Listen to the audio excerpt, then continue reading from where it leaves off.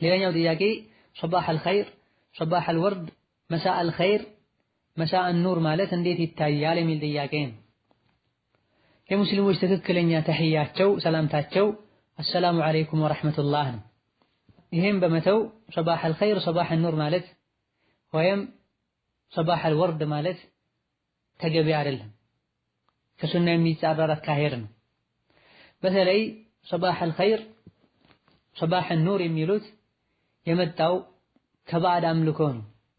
ኸይርን የሚፈጥር አንድ ራሱን የቻለ አካል አለ፣ ሸርን የሚፈጥር ሌላ አካል አለ።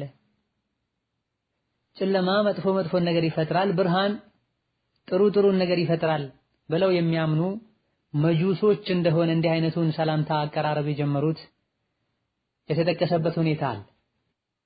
ለዚህም ነው መሳእ ኑር የሚሉ የኑር ምሽት ይሆንልህ፣ ኑር መልካም ነገር ስለሚያመጣ ማለት ነው። ለዛ እንዲህ አይነቱን መጠንቀቅ ተገቢና አስፈላጊ ነው። ወላኪን ሰላም አለይኩም ካሉ በኋላ በዱዓ መልኩ ሰበሐከ አላህ ቢልኸይር፣ መሳከ አላህ ቢልኸይር ቢሉ ችግር አይኖርም።